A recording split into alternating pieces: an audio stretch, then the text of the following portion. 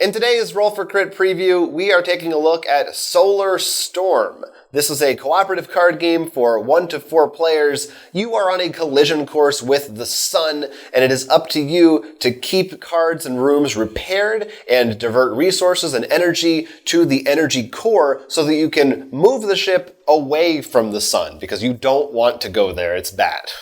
Yes, in order to make sure you don't get too toasty, the goal of the game is to use these resource cards. There are 4 different colors. You can see 3 here, plus the purple over here.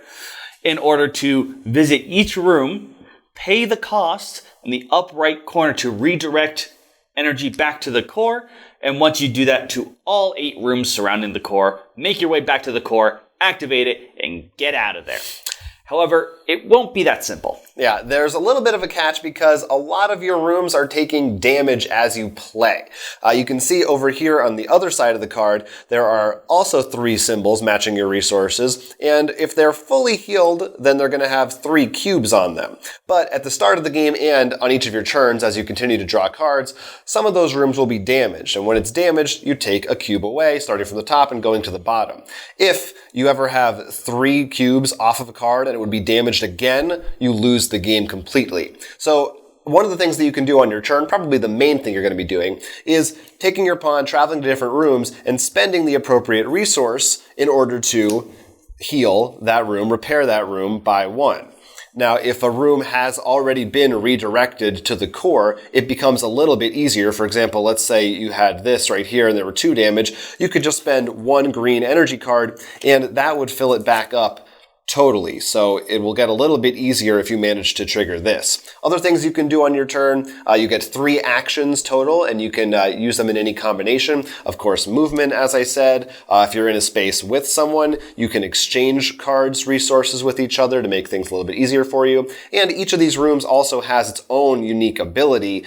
For instance, the repair center lets you repair rooms that are in other places on the board, so that's really convenient.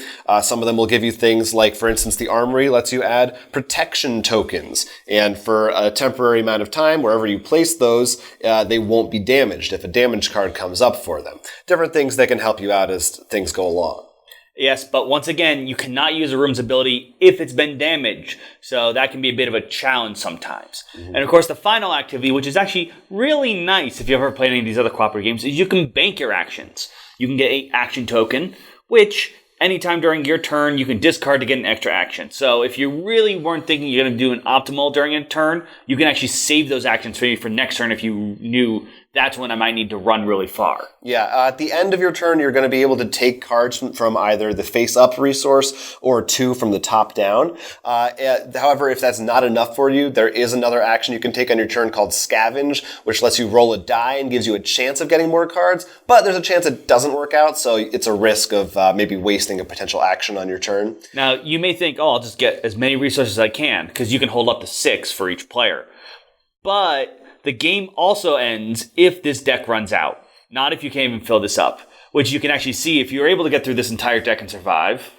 There is a fun card, which now instead of taking damage, you will roll a die, and depending on what number you roll, you will have to discard from this deck, meaning you better hurry up and make sure you repair things before this deck runs out. Yeah, so it's a race against the clock and, also a challenge to get the resources that you're trying to get. Definitely harkens back to familiar co-op games. Pandemic always comes to mind because that's kind of like the granddaddy of all the modern co-op game. But managing cubes, managing different types of cards, and, everything that you see here is really what you need. This playmat, of course, is optional. That's not part of the core game. But, it's just these 9 cards, really, and then whatever's in your hand. All that information is open, by the way, so, there's nothing hidden. It's fully cooperative. You know what everybody's doing. There's also a little bit of a difficulty scale you can add. There's these wild cards called Universal, right, and they tell you can add or remove a number depending on how difficult you want it, because 1, they add more cards to the resource, which means more time. 2, they're wild. So that really helps out. Yeah. So there's a way to really adjust, not too much, but a little bit of adjustment to try to make it easier or harder for yourself. There's also a solo mode for the game. And the way that works is pretty much the same, but you're controlling 3 different pawns, and you're just deciding in what order you're activating them and keeping track of their different cards. And you just have one giant hand, basically, when playing solo. And it works pretty well, like a lot of these, I think, cooperative games do, as a solo, especially because, like I said, again, it doesn't take up a lot of table space. It's pretty small, and it's easy to take with you. It has a small box. So that's kind of a nice touch as well. Some of the stuff is not final, including the quality of these cards are not final. This is just a prototype copy, but this is a preview video. That's right. That's usually what they mean. But you can get a pretty good idea of the look and feel of it. If you like this sci-fi theme, and if you have a group that tends to enjoy these kinds of co-op games, or even if you're just looking for, like I said, it's a pretty good, I think, execution of a solo mode for a game. So if it's something like that you're interested in, you probably want to take a look at Solar Storm, because if you don't, the sun may swallow you up and you'll burn to death. Oh, it's going to swallow us all up eventually. Yeah, this is unfortunately a game about the future, but it is challenging too, depending again on those universal cards. We didn't necessarily fare so well during our time playing it, but maybe you can do better.